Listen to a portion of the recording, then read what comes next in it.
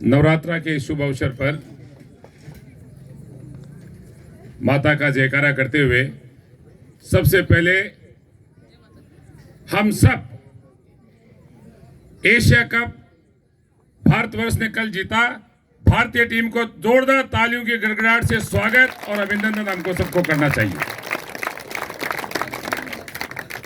मंचासीन महाराज श्री, हमारे लोकप्रिय विधायक, हमारे अपने भाई गोवर्धन जी, भाई ताराचंद जी, प्रिय नंद किशोर, बीएल मील, गुरुजी वाकर जी, भूपेंद्र जी, सुल्तान जी,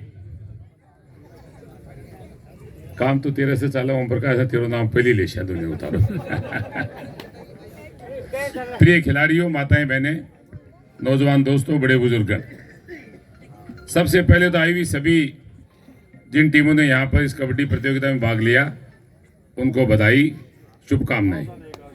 बढ़िया मैच हुए, पूरी जानकारी आजकल लाइव भी आ रही है और कासवा की टीम ने विजय श्री प्राप्त की और उपविजेता दोनों टीमों को बधाई। कबड्डी हमारा परंपरागत खेल है। कबड्डी के बारे में जब चर्चा चलती है तो एक दो तीन व्यक्तियों को हमें जरूर याद करना चाहिए। कबड्डी की शुरुआत कैसे हुई ये तो हम सब जानते हैं, लेकिन कबड्डी में 11 रुपये 21 रुपये की इनाम चला करती थी और कबड्डी को कोई खिलाड़ियों को कोई जो भविष्य जो है वो कबड्डी के खिलाड़ियों का लगभग थोड़ा फीका रहता था। उसकी वजह से कबड्डी की तरफ रुझान कम हो गया। कबड्डी में धीरे धीरे लोगों ने रुझान कम कर लिया, कोई किधर भागने लगा, कोई किधर। कबड्डी जबकि जो है वो ताकत का खेल है, टेक्निक का खेल भी है। कबड्डी में स्ट्रेंथ, स्टेमिना और स्पीड, ये तीनों चीज़ों का सामंजस्य बड़ा जरूरी है। और कबड्डी के खिलाड़ियों को जब हम देखते हैं, मैंने कबड्डी के खिलाड़ी धर्मपाल चौधरी को देखा है खेलते हुए। धर्मपाल चौधरी को जब नेहरू स्टेडियम में खेलते हुए देखा तो ऐसा लगा कि ऐसे खिलाड़ी, बिरले खिलाड़ी जो होते हैं उनमें मैंने आंखों से देखा है। आदरणीय जनार्दन सिंह जी गहलोत ने कबड्डी में जान कैसे फूंकी जाए, और कबड्डी में ये खिलाड़ी जानते हैं इस बात को, ताराचंद जी बहुत अच्छे से जानते हैं, ये खिलाड़ी हैं कि जान कैसे फूंकी जाए। तो जनार्दन सिंह गहलोत जी ने प्रो कबड्डी का एक, जिस तरह से आईपीएल क्रिकेट ये होता है, इसकी क्यों भैया बता, जानकारी सही है गलत है? तो उन्होंने इसकी शुरुआत की और इस शुरुआत में सबसे पहले उन्होंने संपर्क किया प्रकाश सिंह बादल साहब से। प्रकाश सिंह बादल साहब, भूपेंद्र जी उस समय पंजाब के मुख्यमंत्री थे। बादल साहब खिलाड़ियों के बड़े हितैषी थे। बादल साहब से किया तो बादल साहब ने कहा मैं ऐसा कर देता हूं कि पहली टीम, दूसरी और तीसरी, फर्स्ट सेकंड थर्ड चैंपियनशिप के लिए एक बड़ी प्रतियोगिता रखवा देता हूं।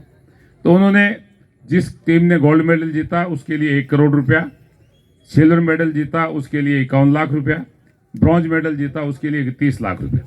तो हिंदुस्तान में सबसे पहले कबड्डी की इस प्रकार की प्रतियोगिता जो है वो बादल साहब ने वहां पर करवाई।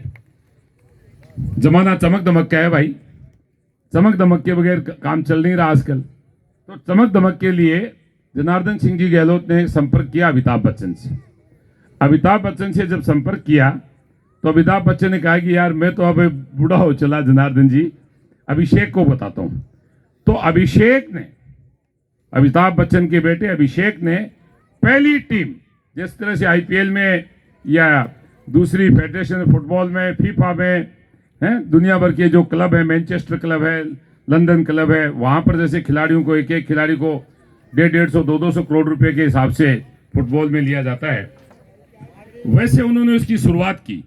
और वो शुरुआत इतनी अच्छी रही कि आईपीएल कबड्डी जब आज चलती है तो दुनिया देखती है और कबड्डी के खिलाड़ी कई करोड़ों रुपए के ऊपर कबड्डी के खिलाड़ियों के सिग्नेचर कराने बड़े बड़े महारथी उनके घर पर आते हैं, नहीं कि वो जाते हैं। ये कबड्डी की शुरुआत है।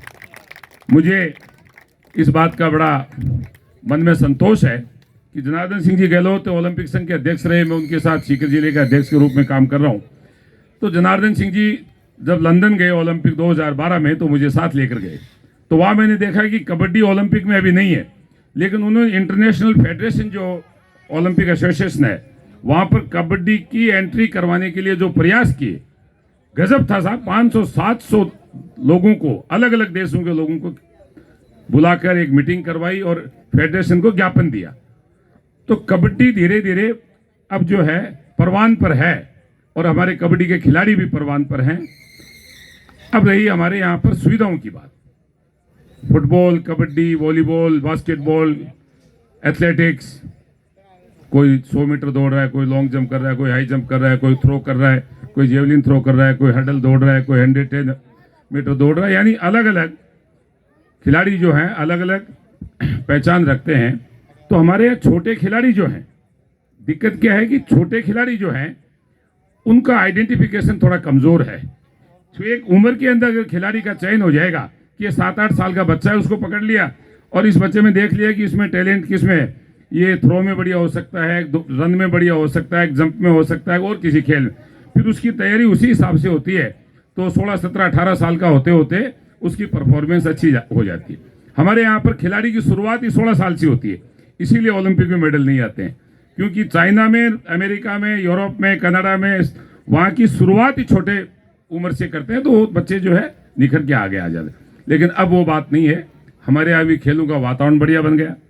भारत केंद्र की सरकार ने, राज्यों की सरकारों ने भी बजट में खूब अच्छे प्रावधान किए। हर जगह स्टेडियम बनने लगे।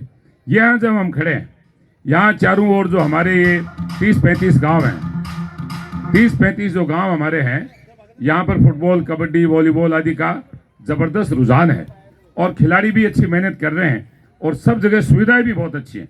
अगर थोड़ा सी खरसाड़ों की बात करें तो बहुत बढ़िया स्टेडियम है। खीरवा में भी बहुत बढ़िया स्टेडियम की शुरुआत हो चुकी है। यानी अलग अलग स्थानों पर अलग अलग स्टेडियम जो है बन रहे हैं। मैं, क्योंकि ये मातृभूमि है और इस मातृभूमि के नाम से हमारी जान पहचान है, हमारी सबकी। ताराचंद जी भी मातृभूमि के हैं अपने, अलग नहीं है अपने। गोवर्धन भी अपनी मातृभूमि का वीर है। इसलिए क्योंकि गुंगारा में इनकी ये बात कही हुई है कि भाई सुभाष गुंगारा को है, तो आज यही बात है। तो अपनी मातृभूमि के लिए अपने मन में भी ये, जो मुझे खास तौर से, वैसे तो जेपी के पास वहाँ जाते रहते हैं, लेकिन जब भूपेंद्र जी के यहाँ पर गए और वहाँ पर देखा कि किस तरह से जेठी में बढ़िया वातावरण बना रखा है, कैसे गौशाला चला रहे हैं, कैसे खिलाड़ियों का मनोबल बढ़ा रहे हैं, स्टेडियम की व्यवस्था अच्छी की है, तो भूपेंद्र जी ने कहा कि देखो हमारे यहाँ तो ठीक ही हो गया, एक कूदन में भी करा आपा मिलर मुँह करो भाई। तो कूदन के मैदान की शुरुआत हो चुकी है, काम गति से चल रहा है।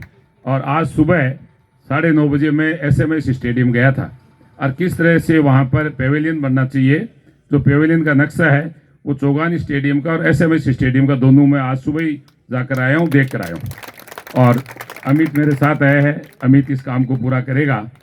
पेवेलियन का काम 4-5 दिन में, 7-8 दिन में शुरू हो जाएगा। नंद किशोर उसको बारीकी से एक एक चीज़ को, नक्शे वगैरह देख रहे हैं, पंचायती सुल्तान साहब। लेकिन उसमें हमने तय किया है ताराचंद जी कि वो हमारे गांव की तरफ से ही बनेगा। उसमें किसी भी प्रकार की सरकारी सहायता का 1 रुपया भी हम उसमें लेंगे नहीं।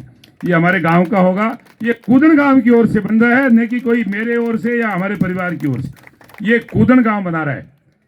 इसलिए ये स्टेडियम बहुत सुंदर बने और आने वाली जनवरी के तीसरे हफ्ते में इसका शुभारंभ हो जाए, ऐसी योजना बन रखी है। आज तो माता रानी के दरबार में खड़े हैं, तो माता रानी आशीर्वाद देगी तो तीसरे हफ्ते जनवरी 26 में इसकी शुरुआत हो जाएगी, ऐसा मेरा मानना है। बाकी तो माता रानी जाने। ठीक है, आज के अवसर पर भाई गोवर्धन जी हमारे बीच आए हैं, इनका बहुत साधुवाद, स्वागत। आए हुए सभी सम्मानित अतिथियों का स्वागत। ग्रामवासियों ने जिस प्रकार से इस कार्यक्रम को सफल बनाया है, पूरी पंचायत और पूरे ग्रामवासी जिन्होंने इसमें योगदान दिया है, वो सब भी इसके लिए जो है साधुवाद के पात्र हैं। ले भाई गोवर्धन, ले भाई थारो कौन इंचार्ज, बहुत जो कमेटी को इंचार्ज, इस कमेटी का इंचार्ज जो संचालन समिति है, प्रकाश आ भाई। सीकर जिला ओलंपिक संघ की ओर से 21,000 रुपये।